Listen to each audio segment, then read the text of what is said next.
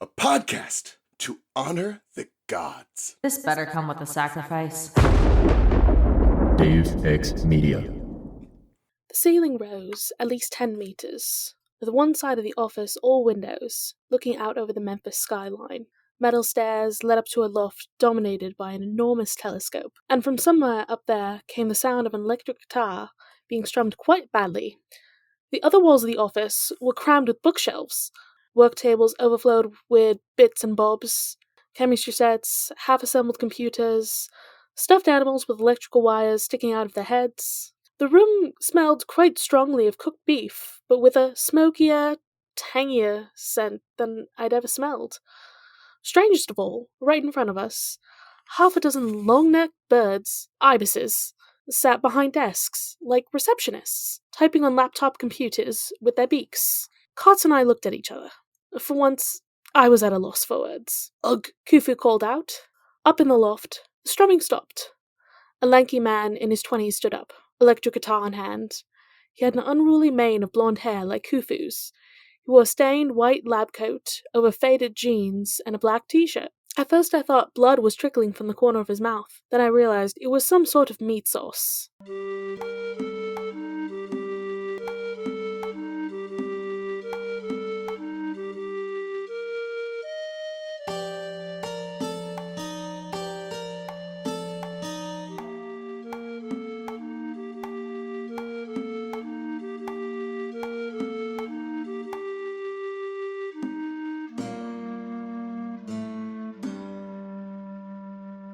Welcome to Of the Oldest Gods, where we discuss Rick Riordan's role as a godly parent. Hi, I'm Raye, following the path of Geb. And I'm Charlie, following the path of Bast. Oh, am I supposed to speak now? And I'm Taylor. And I'm Taylor, following the path of Thoth. There you go. That's why I covered what your thing was. Yeah. Because yeah. Yeah, we're fine. We're fine. Listen, this used to be your podcast. You should remember how intros work. Maybe. Okay, I've been working, basically 16-hour days all week. Oh God. So let me be. Mm-hmm. Mm-hmm. I'm sorry. Abby's also been having the exam week, so, the stress is, seeped out of her and come into me. Oh God. So, I understand how the school be stressful. It's not even, it's just, I think my brain has melted at this point, Mm-hmm. and I don't know what day it is or why. I think you might want to ask for a new brain. You need to go That'd see be the great. wizard and go get a new brain. God, I wish. If only Jeff Goldblum would actually be helpful. Sorry, that was your Wicked reference for the day. Jeff Goldblum is from Pittsburgh, so that's my connection to me right now. He's the wizard in Wicked. That's I know. Okay. I haven't seen it, but I do know. Okay. As long as you are aware of the cultural reference that I made, thank you. Taylor, how have you been? It's been a minute since you've been on.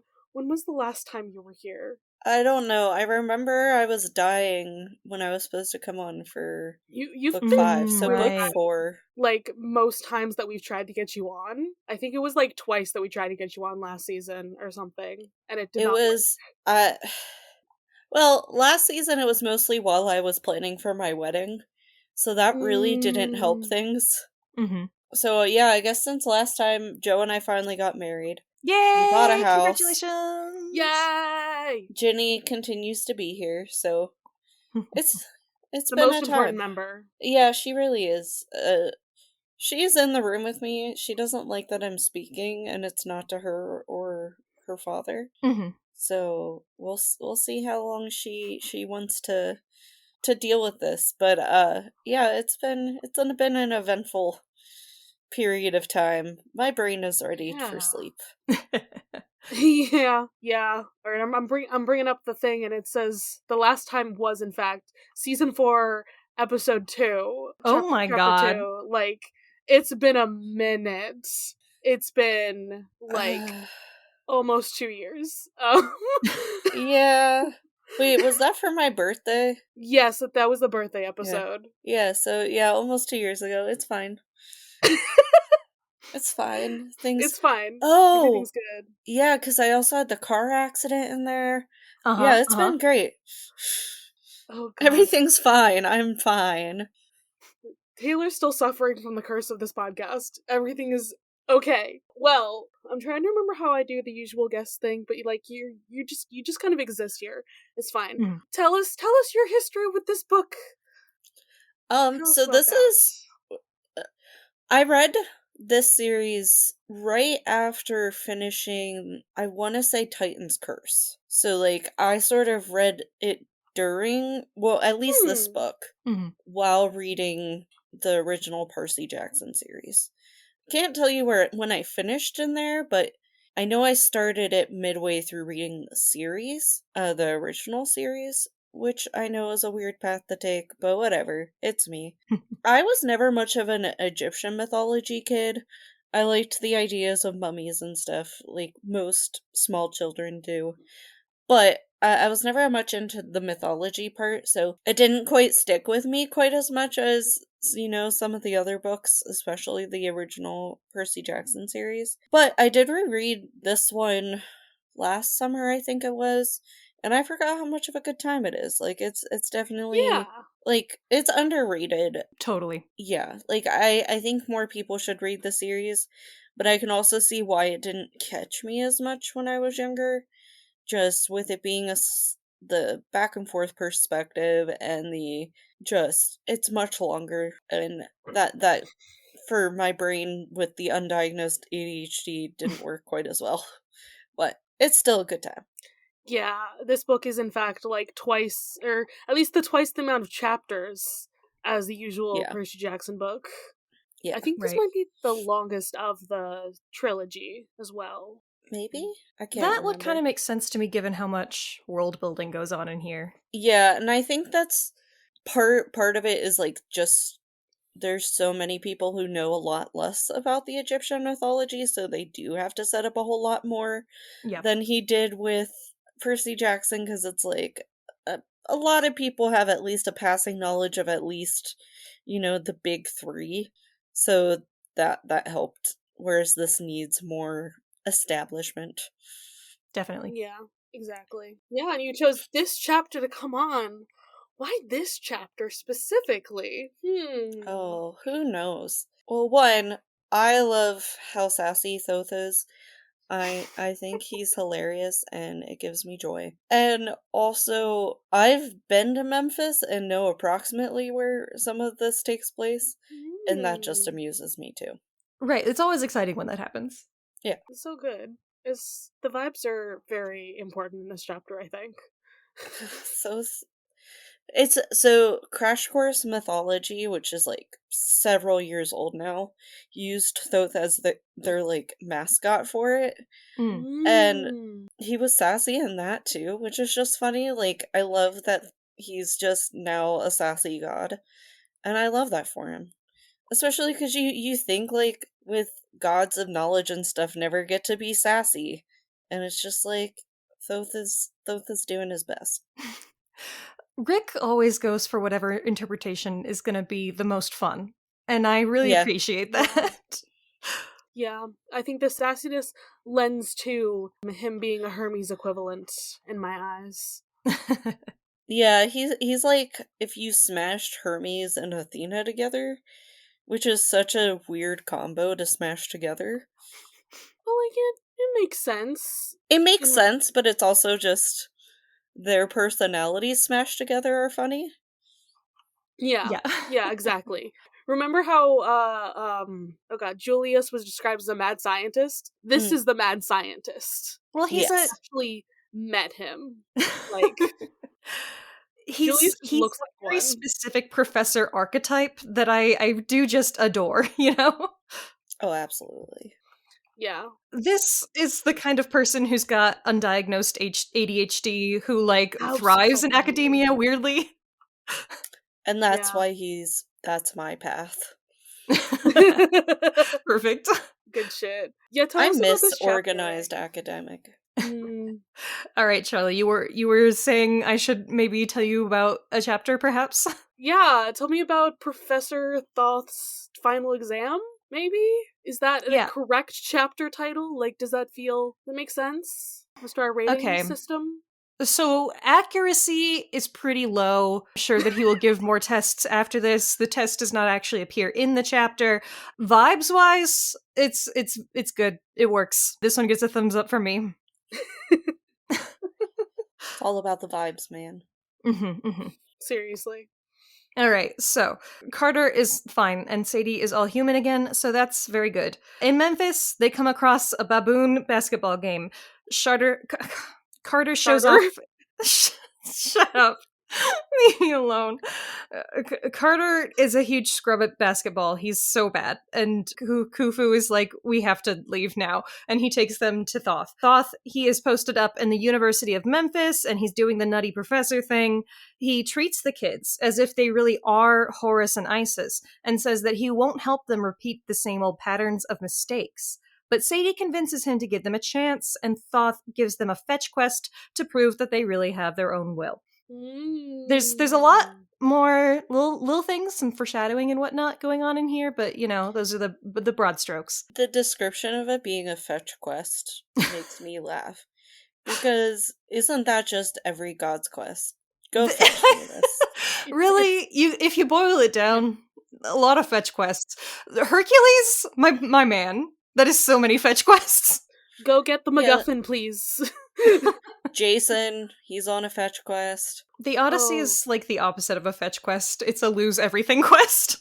Yeah, like, even the Iliad is a fetch quest. We're just fucking going to get Helen. You know what? True. It's literally just the Odyssey. Yeah. I guess the Theseus and the Labyrinth. That's what I was thinking about. Theseus isn't really fetching. But that one also sort of follows the Odyssey vibe. Mm-hmm. Yeah. Yeah, so in video games you have two types of quests. You have fetch quests and you have go kill something quests.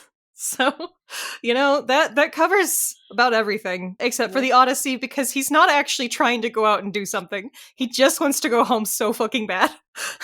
Which is a really untapped market in video games. I would say Odysseus is trying his best, but he's not. But that's a separate issue. Okay. I thought of an interesting idea for a video game. We go like the Hades like roguelite thing, but it's the Odyssey. Like you get almost all the way home, and then the winds take you back or something. Like, and you have to like keep trying to go and get Penelope, get back to her. So you're just making Sisyphus the video game. Yes. Well, I mean, that's what Hades is. That's what a roguelike That's is. true. So. Yeah. Now I'm just picturing like the side of a pyramid and somebody trying to climb the pyramid and then falling down the pyramid every time they get up to the top. And that's gonna play in my head over and over again, so it's fine. You're welcome. Hey y'all, do you want to talk about a myth thing? Let's talk about some myth things. Yeah. So, in case you missed it, we're gonna talk about Thoth, or as Taylor says it, Thoth. We had this conversation already. It's fine. Everything is fine. How do we pronounce his name? Don't know. More importantly, how do we pronounce his original Egyptian name? We also don't fucking know. Because Thoth is Greek. So, and the Egyptian, he pronounces it in the book like Djehuti, or at least Sadie does. Right. I'm looking at her, the that's the Anglicization of it. Yeah. Right. So it's something sort of like that. It looks about like that, seeing the way that it's spelled out. Yeah, like I can see where that comes from. It's like Djehuty. Djehuti. Yeah.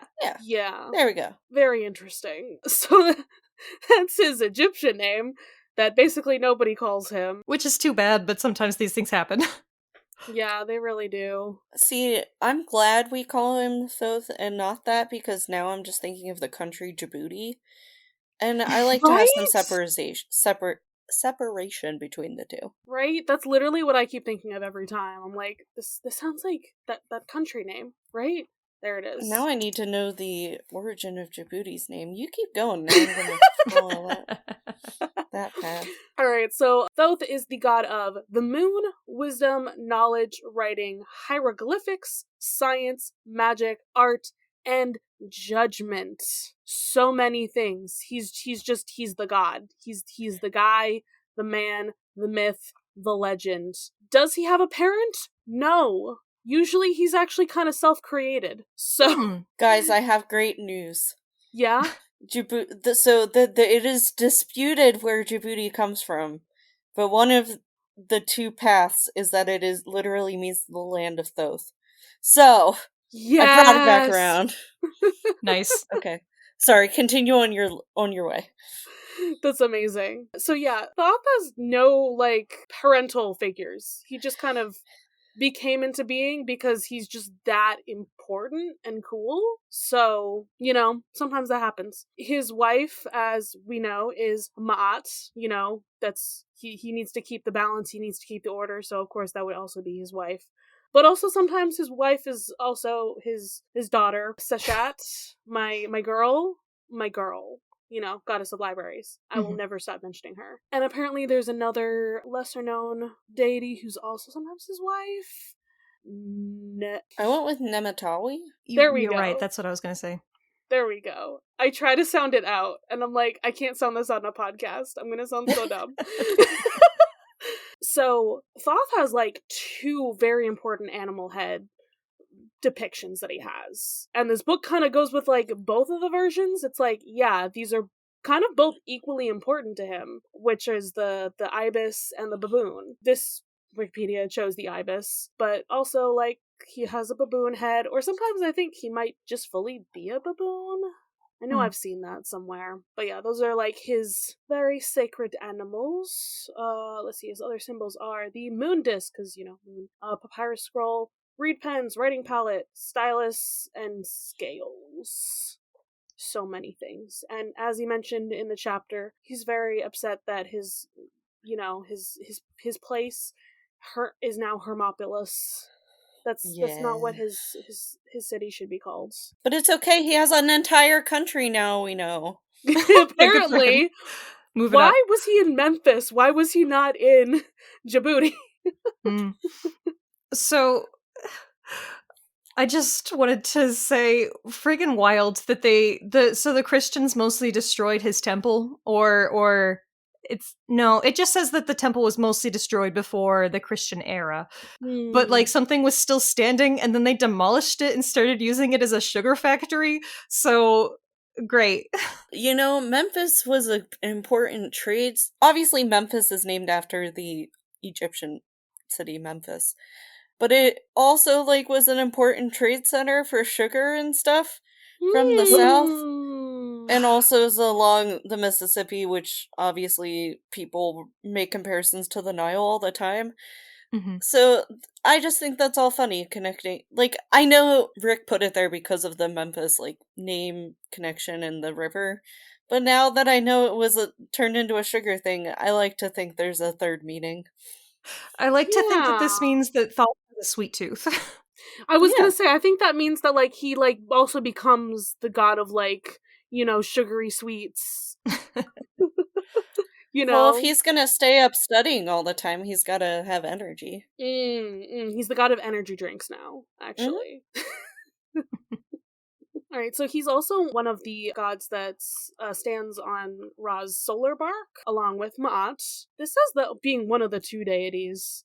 I guess these two stand on either side specifically, but there's a bunch of people who are there protecting Ra all the time.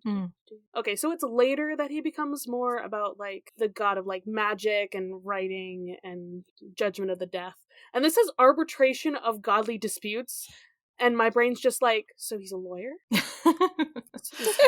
That makes sense. He's the god of lawyers. I'm sorry, I'm creating an Ace Attorney AU in my head. Of course.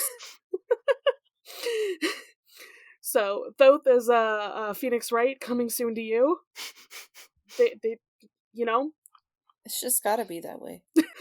Oh god. Okay, so yeah, I love that there's just there's a bunch of him writing. He's the writing guy. That's what he is. He's the scribe of the gods. He invented writing, obviously. There it is. He appeared as the ape. That's where I saw it. But he's got a specific name as the ape? A dog-headed ape. Sorry. Ani? Yeah. Yeah. And he's like the god of equilibrium down there in the underworld specifically. So, which like it makes sense because like he's him in the scales, which are also representative of Ma'at. Again, so many things going on with like him and Ma'at together. They're clearly very important to each other. And yeah, it says Thoth is the one, self-begotten, self-produced. Yep, he just made himself into being. I mean, sometimes you just need to be. And I love that the Greeks were like, yeah, let's just have him be the inventor of everything. That'd be great. We'll just steal this one idea from the Egyptians. We're just he's in charge of everything. Yeah. Just like he himself was just created out of nothing, he has created every branch of everything also out of nothing. Oh yeah, he's the true author of every work too. Oh, okay. Yeah. That feels very Christian to me, actually. Like, oh yeah, no, it was actually God who wrote the Bible through all of those people. I'm pretty sure Thoth is Jesus, but that's fine. No, because Jesus didn't create himself. There was also, like, a human involved there. So... oh my goodness. Did Thoth have any kids? I didn't see any. Oh, he has that one daughter. Yeah, his one daughter, Seshat, the goddess of libraries. So Seshat is Jesus. Okay. Yes. Yeah. I agree with this. I accept that. And then like his most important like myth thing we've already talked about like a lot. It's the gambling with the moon for like the 5 days. So yay, he's also the god of gambling and winning. Which also Memphis is known for its casinos. It's all together, baby. There's a lot of things that make sense with it. I'm just saying. You've connected the dots. This is where the fuck are we with Taylor? Yeah, tell us everything you need, everything you know about Memphis. Okay, I have a problem with Memphis, specifically the Hard Rock Cafe in Memphis. Why specifically that one? Or just all Hard Rocks? No, just that specific one. Okay. We were there for a band/choir trip, and they fed everybody but my table. What? And then they were like, oh, we ran out of food, so you guys have to share what we have left. Excuse me? God damn. So that's my problem with Memphis. It has nothing to do with Memphis as a city, although it did sort of smell like pee. Hard Rock Cafe in Memphis, I'm coming for your life. It was weird. That's really, really dumb of them. They should have more food. I mean, sometimes shit happens, but also, if you leave people sitting there and then don't feed them anything, you gotta plan, you gotta communicate. And we're children, and also, fuck you to the teachers who also didn't, like, figure this out sooner, even though we asked multiple times. Oof. Now I'm angry. Now I'm not going back to Memphis ever again. I'm sorry. Alright, do we have any other points about... Oh, I was gonna say that, like, it does seem like the moon god thing does seem to be his original thing, more or less. Like, cause, like, there's Ra as the sun god, there's him as the moon god, and then there's Ma'at as, like, truth and order and what have you. And, like, all the other stuff just kind of came later, but the moon thing is, like, his original shit, which is interesting seeing as they do have a moon god as well that's not Thoth. So, what's going on, Egypt? What's going on with all these gods? Explain it to me. There's just gods for everything, and so you just can't question it. Can never question anything. Yeah, then we have the whole Hermes thing. So it's the fact that, okay, this is the Greeks identified him with Hermes and then combined him as Hermes Trismegistus, which is Hermes the thrice greatest. Which is like a specific version of the two gods together. And it's like, I get it. They both have like their trickiness, they have their like sarcasm sort of stuff. I guess he's the closest in likeness. Hermes is kind of the god of communication, I would say. And so, like, that's... that. I would... But, like, isn't Apollo the god of writing and stuff? So... Is he? I don't even He know has anymore. poetry and stuff. And Yeah, I know there's poetry. I don't know about writing necessarily. Let's see who the Greek god of I think that the Greeks just don't have a guy like Thoth, you know? Not quite. his name is Cadmus. What? Cadmus? Like in my Cadmus Young is Justice TV show? Like the Slayer of the Cadmus. Dragon, or a different guy? There's a god named Cadmus? This is too confusing. Oh, this is confusing. We're gonna pretend, but a lot of things are saying Apollo is who they associate. Oh, and then Hermes being the minor. I don't know. It's stupid. I don't know. But like, I get why I just Apollo wish... with Horus. So I just think they should have just brought Thoth in as a god of them instead of just combining him with Hermes. Just like the Romans would just like throw in some of the Greek god names just because it was easier. Mm-hmm. I'm just saying. yeah. I was gonna say, I think Rome did probably the best like syncretization, because like we do just like associate them as like, oh yeah, that's just the same god, different name, more warlike. There you go. Yeah. Yeah. More warlike. Sprinkle in the war and it's good. Give it a Latin name, sprinkle in some war, you have Roman. Thank you. Good night. But yeah. Thoth, he's pretty cool. When I was reading this Wikipedia earlier, I went into my little tangent of learning about the Thoth tarot deck. I don't know. I'm very confused on this thing's existence, but it apparently does exist. So what it said down in the modern cultural references is that it's Aleister Crowley wrote the Book of Thoth, which references the idea that the Book of Thoth in ancient Egypt could be a tarot deck, and that's where tarot comes from. But also there's a description of a specific tarot deck that is the Book of Thoth, and then maybe somebody made it, and that's the Thoth tarot deck. Okay, where's my like modern interpretation of Thoth who just like has a bunch of tarot cards and does that shit? Where's that? Based on this one guy's interpretation of it. Oh, Thoth, just doing his best. Alright, let's talk about Professor Thoth and all his glory. Yeah, I just want to say, Thoth is like the best Egyptian god. He might be one of my favorite like mythological gods in anything ever. His vibes are just immaculate. I don't know. Just being the writing guy is so cool to me. Yeah, no, Thoth is just vibes. All vibes, all the time. You ever just be the first person to think, hey, I could, like, make some scribbles with these two sticks, and then suddenly I have created a form of communication. Okay, so I'm imagining him as this guy who's like, I fucking hate talking to people, but I love thinking about stuff and looking stuff up and discovering knowledge. So what if I could just write things on a piece of paper and give it to someone, and then I wouldn't have to talk to them? And then that's why he has a daughter who's libraries, because he's like, here, you take care of all that, disseminate the information. I don't want to be bothered. He's the original, this meeting could have been an email. Like, he... Exactly. I've invented emails, and you aren't using them? What's wrong with all you people? Thank you. Anyways. So, we have switched perspectives. We're now in Sadie's point of view, and I guess Carter dropped the microphone in something, but it's not important right now. Don't worry about it. She's human again, guys. Human again. Yeah, that's where my brain went to. Good. They're in first class, so they're eating like fancy pizza and Coke. Like, no, only Sadie is, because she's an ass. Carter was asleep. I mean, yeah. Well, Carter's asleep, and Sadie's just like, well, I was a bird for a long time. I need some comfort food. But also, what the fuck is up with America? Why is this Coke in like a glass with ice? But also, wake up your damn brother. Goddamn.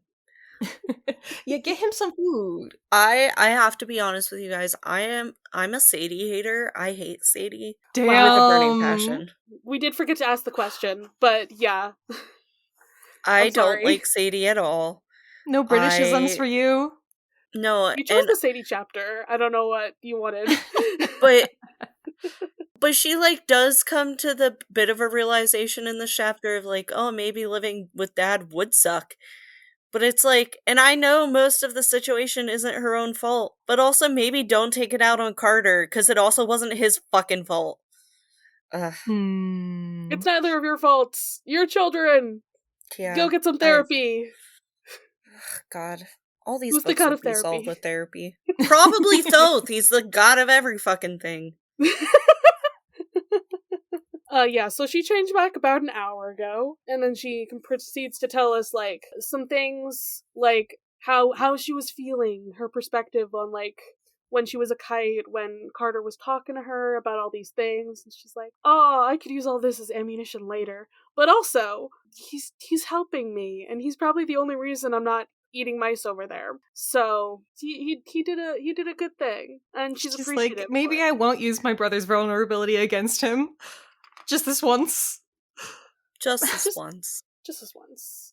And yeah, that's where she's like, oh, that is like a presence? Like a specific presence. Like, she already knew that, but like, she didn't spend every waking day for right, she hadn't considered how that would feel. Like, the description is very interesting to me, really, that she feels like she has to mentally prepare just to spend a couple days with him, and she hadn't really thought about, like, what that would feel like to be around all the time. Constantly, like, always I mean, I sort of get this, like, not in the same way with my mom, but very similar in that, like, you have to mentally prepare to be around her. And then, since I don't see them that often anymore, I've lost my ability to put up the defenses as easily. Because it's like, I had to have them up constantly, and now I'm not used to having them be down. So it's like, it's such a weird feeling, because even, like, my mom's abusive as fuck, but there's still the part of you that wants to... You want them to like you still, even if they are a piece of shit. And that's almost...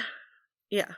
But yeah, it's like, I desperately want to have a parent, and I feel Carter desperately wants to have a dad, but in this situation, he's not really being a dad, he's just... Carter's his unpaid intern.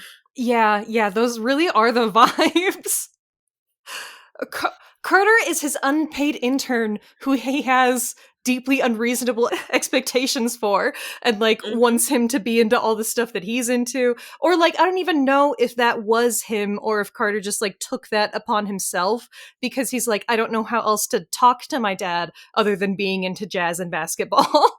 Because his dad never made an effort to allow him to create his own interests. Yeah, it doesn't feel like there was any space for Carter to, like, be a kid growing up. Whereas, like, Sadie had a home. Yeah, it was a weird situation and stuff, but for the most part, she can just exist. And yeah, Carter never got that. And that's why I prefer Carter over Sadie, because I relate to him more. And see, I do sympathize with Sadie. Like, I feel like... Yeah. But you do get like almost defensive over Carter, because you're like, it's so clear like what a hard time he's had. Okay, Charlie, what were you trying to say? I keep seeing you start over there. Just y'all said like Carter's just the unpaid intern, so I'm like, okay, so Julius is like Major Monogram, and then Carter is like Carl the intern. Like it's the same vibes. Like just trying to get his approval, like, so badly. And, like, every once in a while, Carter pipes up with an opinion, but it gets shot down because... Yeah. And once again, same vibe. Same vibe, exactly. Yeah. I do like that Sadie's just like, oh yeah, obviously I got my stunningly charismatic personality from my dad, obviously. Sadie, much like her father, is going to grow up to be a lot. Yeah, and I think that's why I don't like her that much, is I hate how much she is. Because I have spent my whole life trying to not be a lot because of my mom, and I think that just, like, rubs me the wrong way. Yeah, see, I relate to Carter, but, like, I aspire to be a Sadie. To be the kind of person who does make your own space. Yeah. Yeah. The stuff that Carter said helped Sadie, but she didn't think about their dad at all, actually. Instead, she thought about Mom. Because of course she did. And Yeah. she imagined them just, like, shopping. Like, everything is normal. And they could just hang out. That's very Harry Potter of her, I'm not gonna lie. Yeah. Just imagining hanging out with your dead parent. Yeah. So Carter's like, I don't need food right now. I need to tell you about my weird dream, and explains all the stuff that he has learned. Yeah. Yeah. Remember when you thought that we weren't going to find out what happened after the dream? You're just Yeah. like, oh, we're switching perspectives. We're not going to know what happened there because it was a cliffhanger. And No, then he just woke up. It's fine. Yeah, he woke up. He's telling Sadie immediately. So he almost got grabbed. Yikes. I will say their communication skills really have improved, and we're like, what, halfway through the book, so good for them. Yeah. That's part of what I adore about this book, is like this growing sibling relationship. Like, it means so much to me. Estranged sibling is such a specific thing, and I love it. Yeah, it's very good. So Set's going to be most powerful on his birthday, and specifically at sunrise. And so that's why he's got to make the Red Pyramid by that day, especially for this explosion of energy. And then, so Bast is just like, Carter, a simple demon told him to do this? What? Because it's weird for Set to want to destroy the entire continent. Like, he wants to rule stuff. Like, what's he doing? So... And that was, like, a big argument when Putin first invaded Ukraine, is like, why are you destroying so much? You're not actually gonna have anything left to actually be in charge of. And it's, like, a common conversation with war. And it's just, yeah, like, most power-hungry leaders don't want to destroy everything if they actually want to rule. And that's, like, Set's whole thing, is like, he wants to rule. Yeah. Right, this kind of mindless destruction feels almost vindictive instead of, you know, with a purpose. So we've kind of had, like, some foreshadowing throughout this book that, like, there's something else going on. But this chapter is where it really picks up, where you're like, oh, something's going on. It starts here with Bast, and then Thoth we'll talk about it a little bit later, and I think that it's very interesting. Yeah. Also, Bast is not going to be with them because her and Thoth just don't get along for some reason. Maybe it's the brain against brawn stuff going on. Yeah.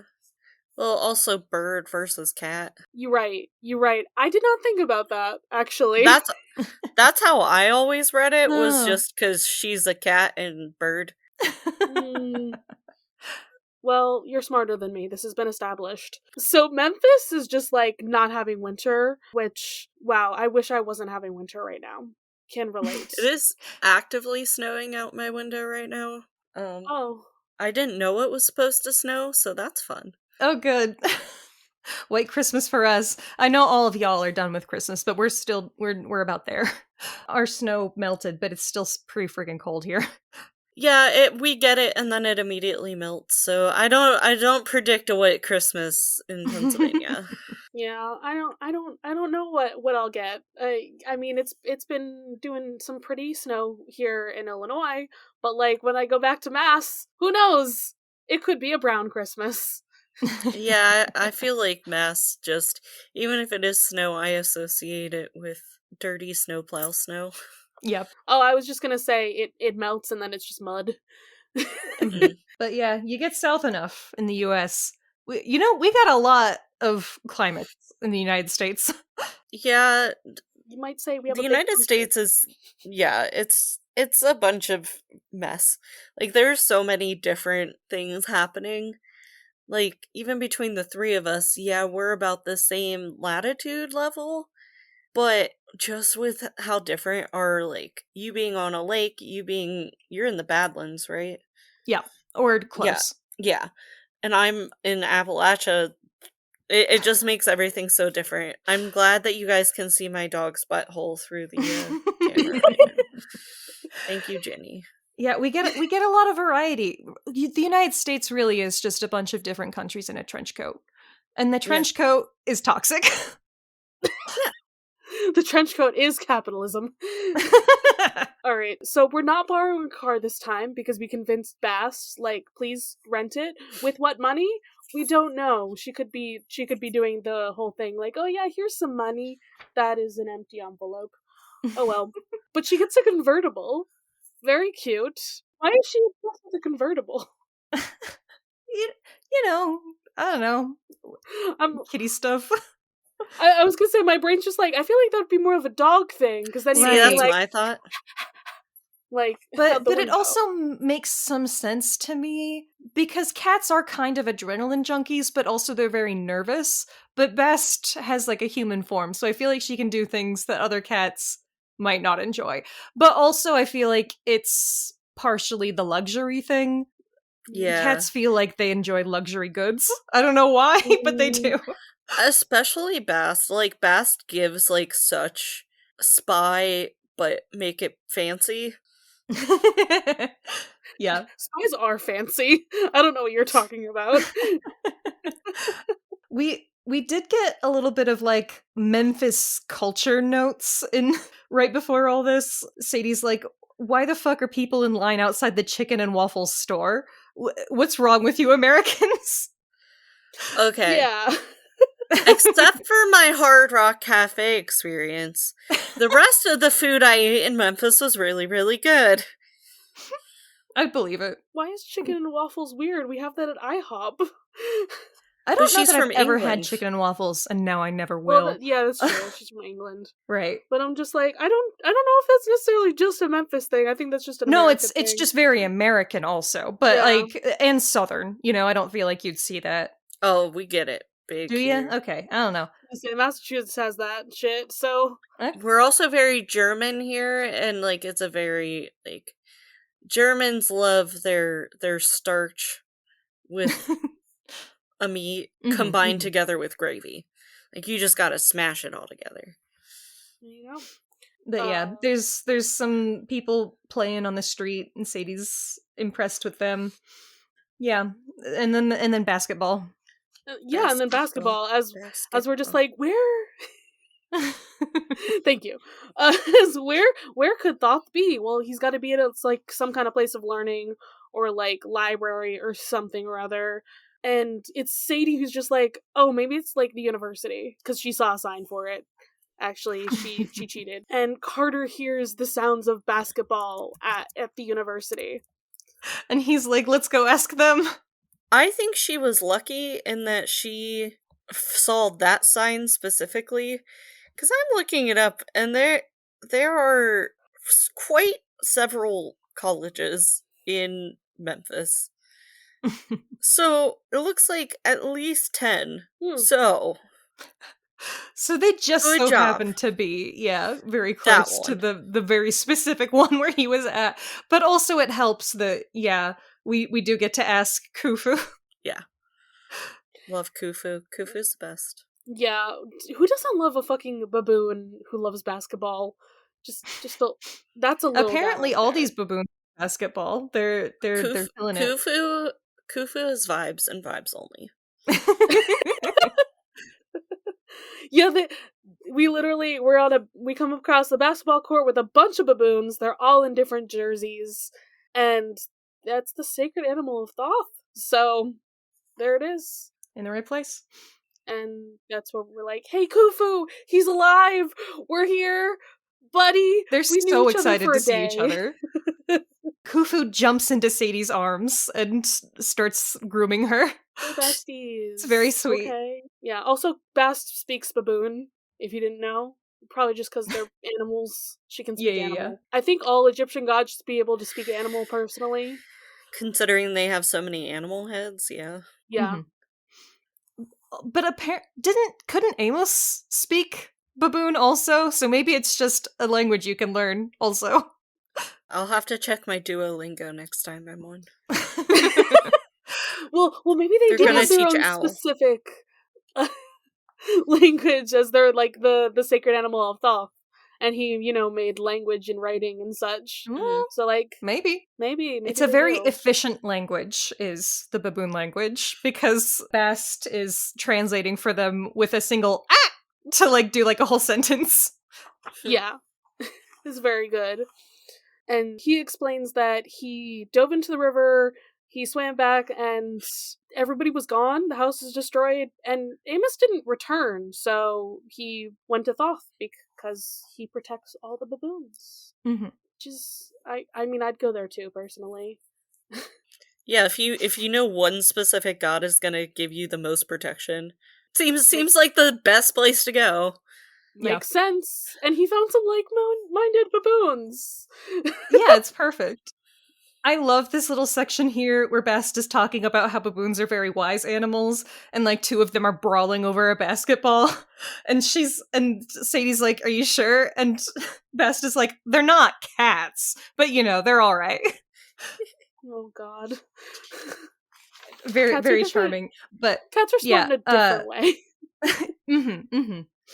But Khufu is going to take them to the professor as soon as Carter, shows him his skills on the court, because that's what they said earlier, is that they're going to play together. Yeah, it's a great idea. What else would we do? We have to go play basketball. Bast leaves us before they do so, and then the teams have been made. We gotta do a shirts and skins gag, so we can show off Carter's bony chest. Poor Carter. And then we proceed to see him be the worst basketball player ever, rivaled only by me. It's the saddest thing I've ever seen. It's like an exercise in humiliation. They're like, no shirt, now go and get bowled over by baboons. He can't even dribble. Yeah. Which, you got, once again, he's a child that never got to be a child, so how many times has he even touched a basketball in his life? Right, presumably there just weren't any opportunities, and so he's obsessed with it, and he's just never had the space to even try it. He's obsessed with it to prove stuff to his dad, like to be able to talk to his dad. It's right, it's but I do like, feel like it does like he gets genuine enjoyment from it. Like it's something that he really is interested in, but it originated from his dad, and part of the reason that he does get enjoyment from it is because it is a way that he is able to connect with his dad. Like, those conversations that they're able to have about it are probably, the conversations that he has the most fun having. Yeah, so we have to, like, explain why all of this, like, why he's bad at it and everything. And... like, I know all of the stats. I know everything about it. I just can't play. I wish I had better shoes. Poor Carter, he's such a fucking nerd. Do we even know what shoes he's wearing? Like, I assume he's he got wearing shoes from the fancy Amos. shoes that he, like, came in, or he's wearing, like, some kind of Egyptian sandal, is what my brain says. Like, right. Because I remember that Carter didn't get to keep his shoes. He got new ones, and I don't remember what exactly they were, but Sadie got to keep her boots. Yeah, it's very unclear, but... it would be clear if I remembered, I just don't. It's fine. So, Khufu, can you just take us to Thoth, please? Thank you. So we go, and it's, he's got a broom closet for an office, a tiny desk, but... Well, another professor does. They look into an open door, and they're Somebody like, oh, does. it looks so shitty in there. Yeah. And then they keep walking, and they find, his extra fancy Professor Thoth nameplate, or Dr. Thoth, of course. Well, yeah, he cannot be professor. He must be doctor. When did he get his doctorate? I'm pretty sure that Thoth has every doctorate. Yeah, if he's the original writer of every book ever, I think he's the most doctor of all the doctors. I think he's also still in school, is the thing. Like, he's a teacher, but he's also still a student. Because he's also, like, still creating stuff and still learning, Yeah, they invent new doctorates all the time, so then he has to go get every doctorate. I mean, the best teachers are always still learning, so... Of course. Yeah, exactly. Because, I mean, he is learning also about, like, blues music and barbecue and such. It's great. I mean, barbecue is important, especially if you're in Tennessee.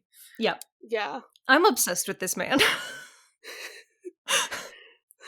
This man, he is a lanky man in his 20s. He's got electric guitar. He's got a mane of blonde hair, and he's got a stained lab coat. Like, Me too. Let me just say the line because I laughed out loud. He says, "Fascinating. I've discovered something, Khufu. This is not Memphis, Egypt." That's my favorite. That might be my favorite line in the entire book because it is just so stupid in the best way It's to so come good. out of the mouth of the smartest character you will ever find. Uh-huh. I think there's like the phrase that like he can't see past the end of his nose, and like Yeah. I feel like that especially makes sense because he's an ibis head guy. They got like big beaks, so like I think that perfectly describes Thoth in general. Like he just can't see past whatever he's got going on. I'm his telling brain. you guys, he has turbo ADHD. He has no idea what's going on around him at any given time, but he has every interest. He is Yes. hyperfixating at all times. Yeah, he's also just like such a classic book smart but not street smart kind of deal, Mm-hmm. where it's like, oh yeah, and Carter just showed it with the fucking basketball, but yeah, Thoth knows all this stuff, but can he put it into practice? Apparently he's shitty at guitar, so maybe not. There we go. Not You everything. can know everything about how to play the guitar. That doesn't mean you're going to be good at it. Yeah, as they said in Camp Rock 2, you gotta have heart and soul. Remember that Jonas Brothers song? No. Listen. I really like that song, okay? Leave me alone. Camp Rock is just, yeah. What I love that he is a very young man who feels like he belongs on a college campus, but like is clearly a little bit older than the students. Like this person who's like very eccentric, is very interested in things that are up and coming, you know, who's always going to get into the new stuff. Like it's fun to me that he is a young adult. Yeah. Yeah, he's like the hip young professor who you can go have a drink with if you want. Yeah. I will say, it is interesting that Rick was just like, oh yeah, we have a blonde guy as our Egyptian god. Oh, well, oops. I mean... Like, I think Rick's interpretation is that that's a white man there. I would rather it's like, no, he's got blonde streaks or something, like, because he's just, like, weird and experimental and cool. That would be funny if it's actually accidentally bleached. Yes. Like, I think that would be amazing if he was just, like, a bleached blonde, like, black man. What it says specifically in the line is that he has an unruly mane of blonde hair like Khufu's, which is not... Yeah, still, Rick didn't think about it enough, but also, now I'm imagining that he's just like the human form of a baboon, and that is a little better for me. Which, yeah, I mean, he is comparing him to Khufu, our beloved baboon, so that does make sense, at least. I fucking love Khufu just eating, like, Cheerios at all times. Anyway, you could have just ended with "I love Khufu" and I would have been on board. I mean, Yeah. True. It just like he seems like the small child, like, eating Cheerios. Like, you remember, like, Boo and Monsters Inc. eating, like, the Cheerios you have a off little the floor? baggie, and you hand That's it to the them to vibe. keep them occupied. That's the vibe of Khufu. Just the small child in the corner eating some cereal. Yeah, so he addresses them as Isis and Osiris, which we already mentioned. Horus. Or Isis and Horus. I'm sorry. You're good. Yeah. Words. Which, as I've been watching a lot of Steven Universe lately, it's reminding me of, like, Why yeah, would you when do that? I had to introduce all of the show to my girlfriend, so we finished it. But it reminds me of how people would call Steven Rose, like the assumption that, like, no, you're someone else, like, Yeah. inside this body. Yeah. I don't know. It just has like very similar vibes to me, but instead it's like, oh, it's the body sharing trope that Raye loves so much. No, I'm Shady. No, I'm Carter. Are you Thoth? Well, And I'm he's Thoth, like- but I'm also Djehuti. I'm also, and we don't get to hear the rest of the names. As he just continues to complain about the Greeks and Hermes, and if you've ever met Hermes... Yeah, it is one of my favorite, like, references to the Percy Jackson books in the Kane Chronicles. Yeah. It's just, like, this specific line. Yeah, exactly. So yeah, we're not Isis and Horus. You have birds typing. What are they doing? Yeah, we kind of skipped over that. There's a bunch of ibises with typewriters, and they're going at it with their little beaks. With computers. With computers, not typewriters. With straight up yes, computers. Writing. One of them is a short treatise on the evolution of yaks. You know, his scholarly essays, one could say. Oh dear. It's because he has to be in a million places at once doing all of these things at once. Like, you'll see in, like, Rise of the Guardians, like, my brain is going to, like, all of these birds are actually, like, the tiny little tooth, like, the little fairies, like, actually, like, they're also him at the same time, like, because he's in all of these places at once, because he's a god, and all of that shit. So it's not as though these birds are writing for him.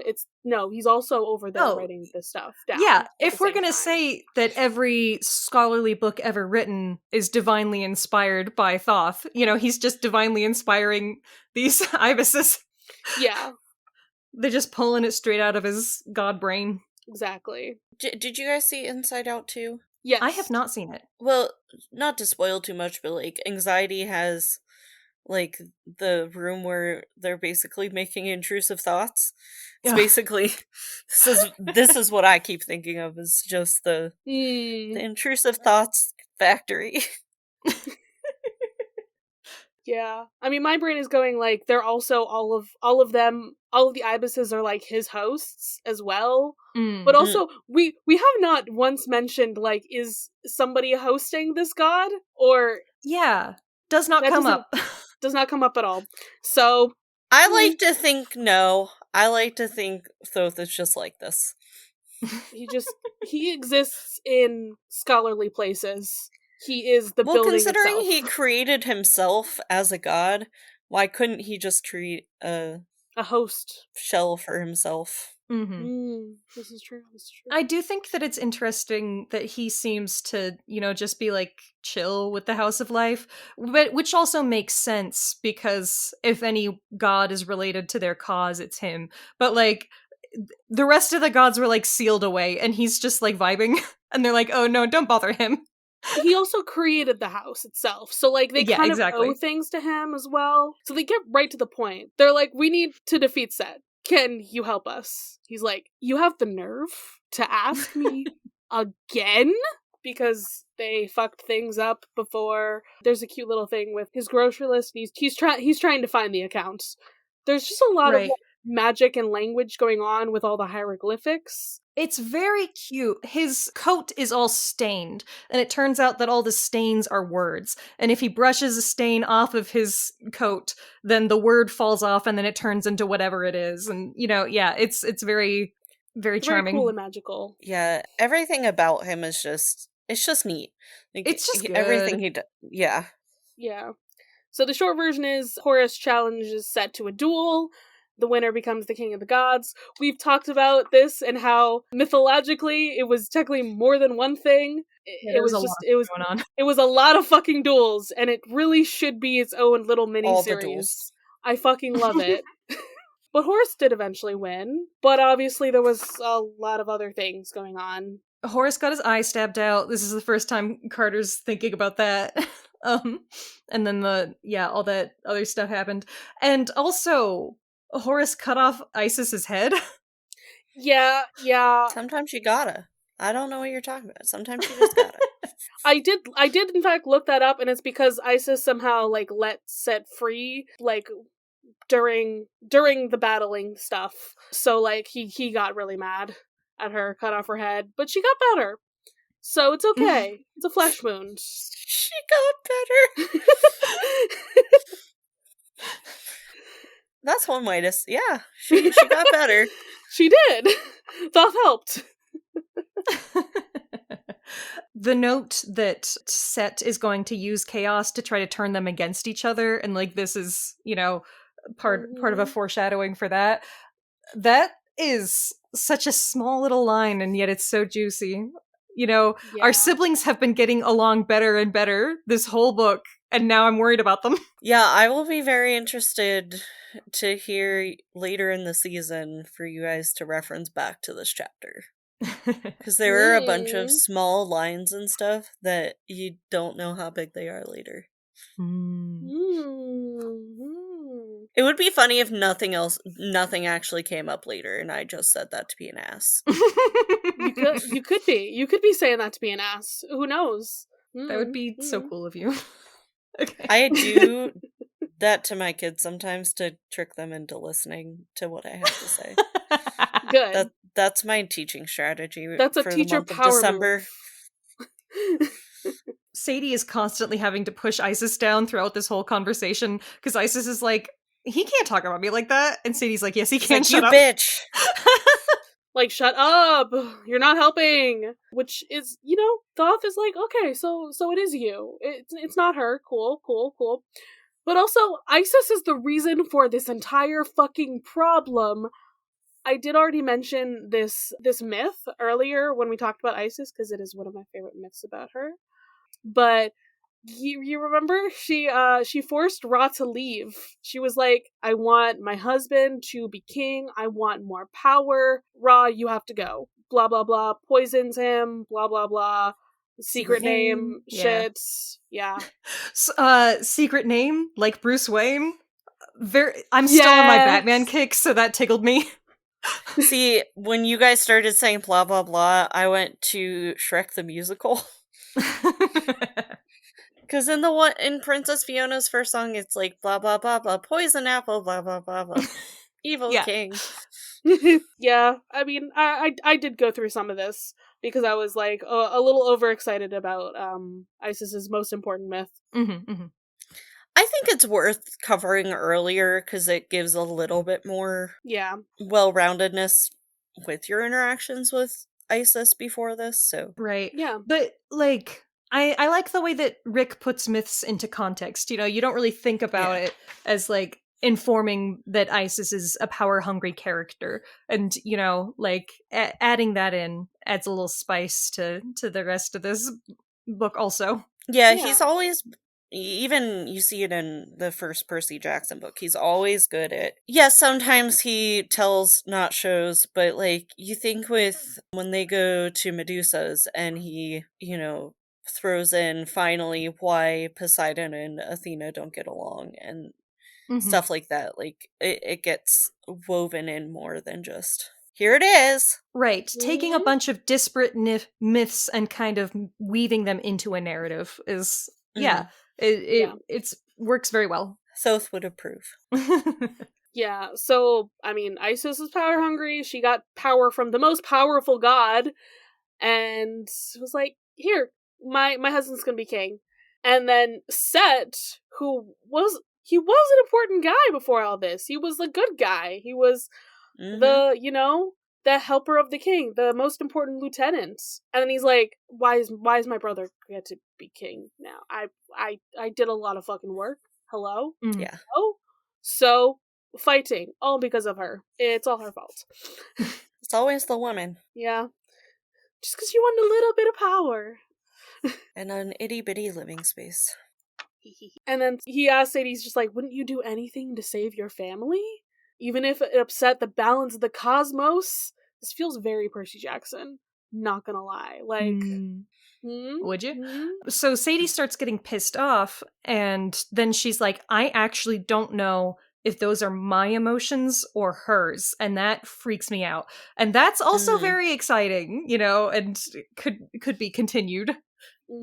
But she does deny it to him. She's like, I'm not her, and we need your help.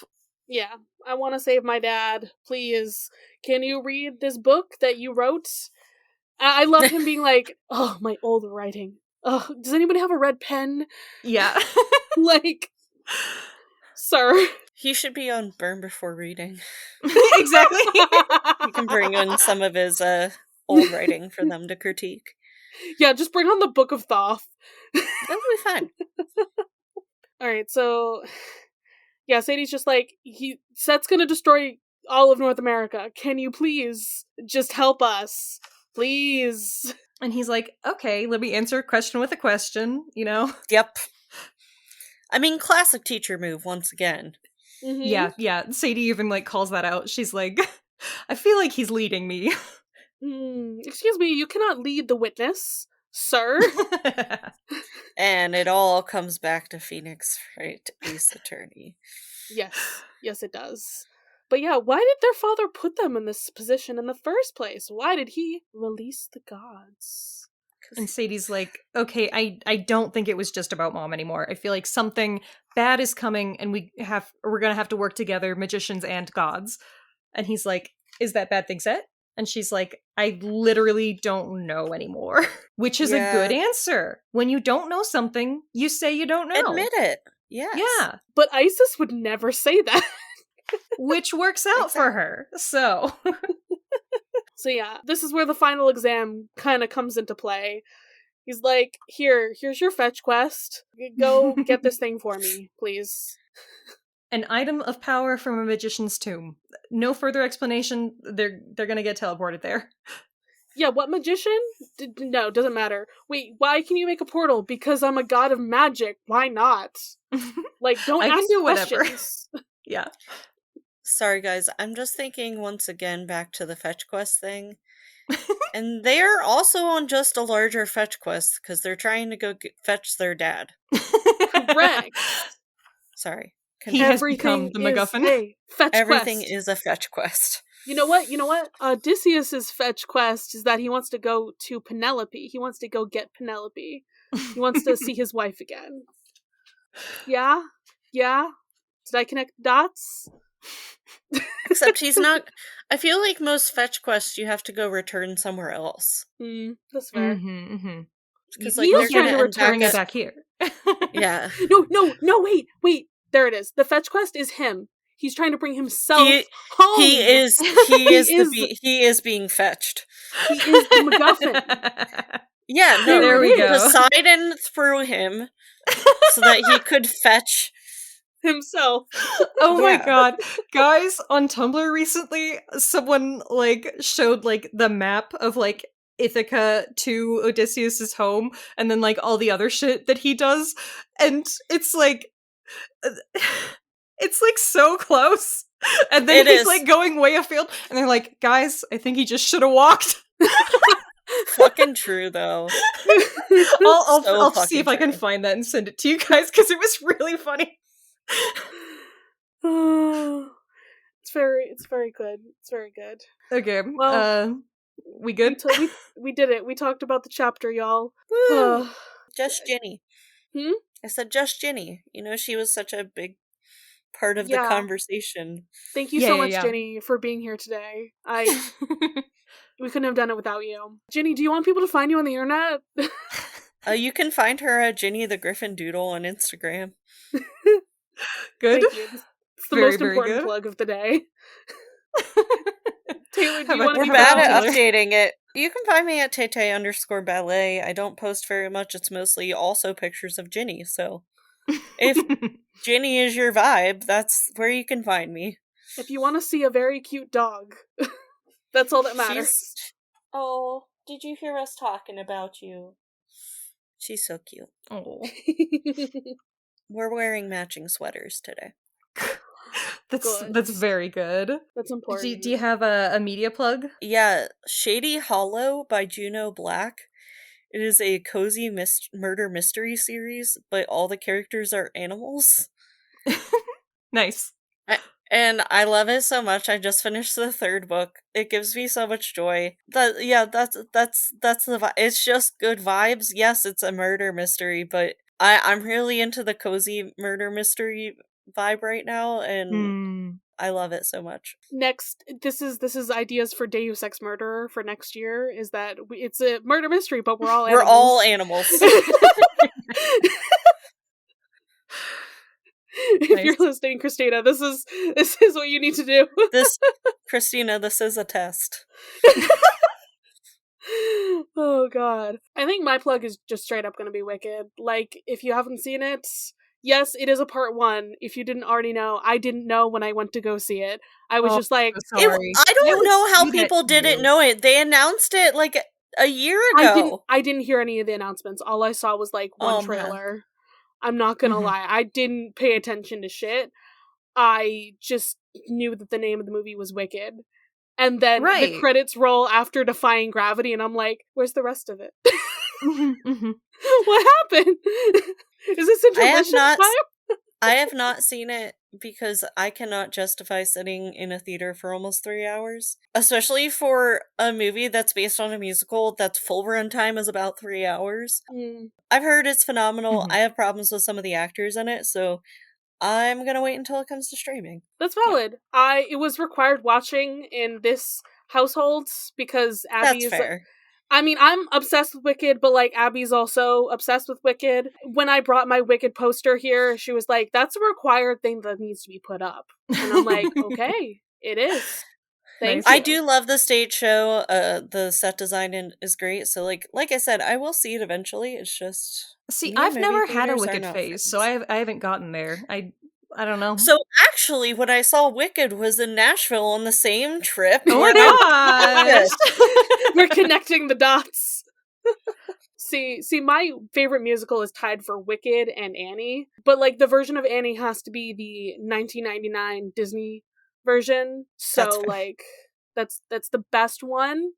Okay, just saying. Continue. Yeah, I never really had a Wicked phase. I like the musical, but if I'm gonna go see like spit off of another piece of media that is about fairy tale creatures and is colorful, I'm gonna watch Shrek the Musical every fucking time. So.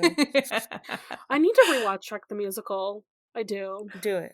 It is the best. So I did go to the theater because yesterday, fucking Sonic 3 released. No I love way! It was so good, guys. I can't wait to watch it. Once again, I'm bad at movie theaters, but I love the Sonic movies. Why are they so good? They have no reason to be so good. I really don't know. Keanu Reeves is such a good Shadow, actually. Like, the voice was perfect, and he's such a little guy. I want to squeeze him. He's my little baby boy. I'm glad it was good. Like, I would have been so sad if it didn't live up to the first two. If you're a fan of Sonic Adventure 2, they really deliver. Like, the references. Can I spoil? They play Live and Learn. It's in the movie! It's in the movie! Good. I went insane. It's so good. Like, there's like a little acoustic sting of it, like early on, and I was like, oh my god! No. I haven't seen any of the Sonics. I'm sorry. Brusky. They're so... Yeah. I don't know why they're so good. They're so fucking funny. I took my nephews to see the first one, and they were so unimpressed. And my dad and I are sitting there cackling our asses off because we thought it was like the best movie we'd seen all that year.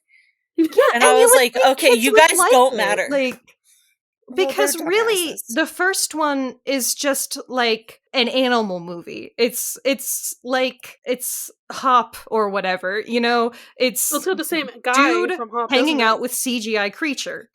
And yeah. It was the last thing I saw in theaters before COVID.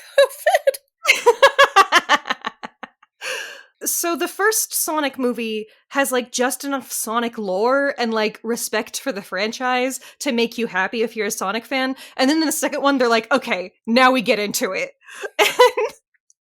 And then for the third one, they're like, yeah, let's just do Shadow's whole origin story. We're doing Sonic Adventure 2 now. And I'm like, yes, it's everything I could have dreamed of. Okay. So yeah, it's good. I'm so happy for you. Thank you. Thank you, This is- Charlie. I'm happy for your fandom. All right. What if you released us from this mortal coil? Well, I suppose I could, like, y'all get the fuck out of my actually I'm in a university now. Like, get the fuck out of the university office. My ibises are in the corner. You guys, you need to go on a quest so that I'll read Yeah, this. office hours are over, man. Office Only hours if are I can over. take a baboon with me. I never liked baboons. I always thought that they were upsetting as a child. Oh, I want to quote that thing from The Lion King, like the you are a baboon, but I am not. Anyway, Yes. Okay, guys, Except guys, he's bye. not even a baboon. okay, bye. Bye!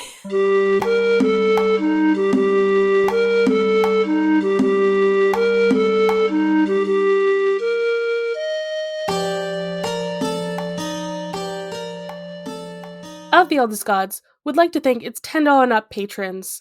This means you're either in the Savior of Olympus tier or the God Complex tier on our Patreon, patreon.com/oftheeldestgods. Thank you all so much for your support, especially Matt, our God Complex patron.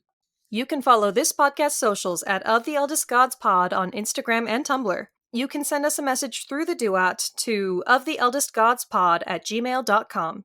If you'd like to support us financially, join us at patreon.com/oftheeldestgods. By becoming a patron, you can join the Deus Ex Media Discord server, where you'll be able to chat with us and other listeners about the Riordanverse or whatever else. Our $5 patron tier also gets you access to Against All Odds, our monthly bonus show.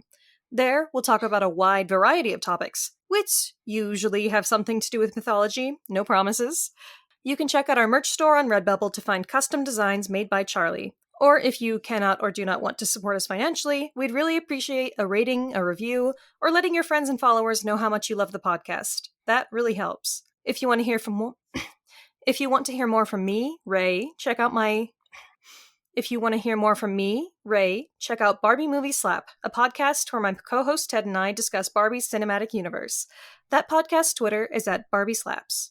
You can follow me, Charlie, at GreenPixie12 on most platforms. I also have an art Instagram at GreenPixieDraws. You can also hear my voice on 2 other podcasts.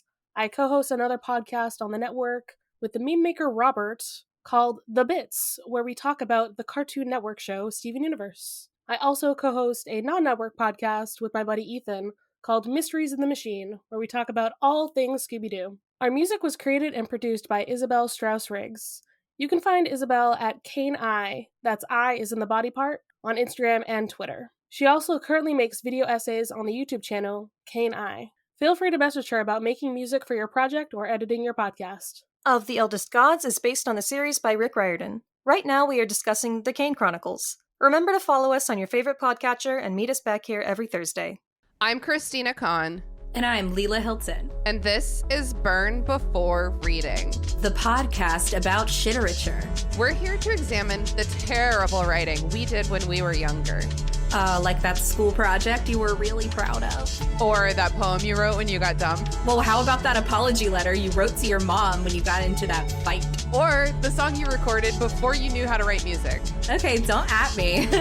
And we're here to talk about other cringy literary topics along the way. Like the Library of Alexandria. And Dewey Decimal. His name was Melville Dewey. Oh, well, do we want to get the clips rolling? I don't think I ever recovered from this in terms of being cool. Why did I say any of this? I do like the drama. So there is actually quite a bit to unpack here. Oh, all this drama was so addictive as a teenager. There's no punctuation to it. I'll start with that. I actually have no memory of this. There were so many lies that I was telling it. It's not terrible. No one really taught me how to write a good short story. That was a journey. Listen to Burn Before Reading every Wednesday wherever pods are cast.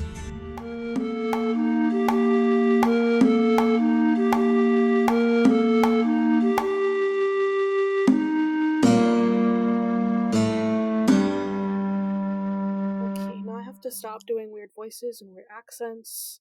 I don't know if y'all notice, but Abby and I keep doing weird voices and weird accents to each other, and it's I'm slowly devolving into insanity. That is happens how when you living live with with a someone. partner is. Yeah. Man, there was a summer when my little sister and I got like wild with it. Like, we were incomprehensible to other human beings, and it was like a baby talk voice, and it was not good to use in public. Yeah. I mean, there's baby talk voice, and then there's like 6 straight hours of really bad British accents. As while you you're do. trying to clean the apartment. Yeah, Joe and I are just way past that phase in our lives, but now it's mostly voices at Ginny that she hates. Good. As long as you still do voices for the dog. She's important. Very important. Deus Ex Media.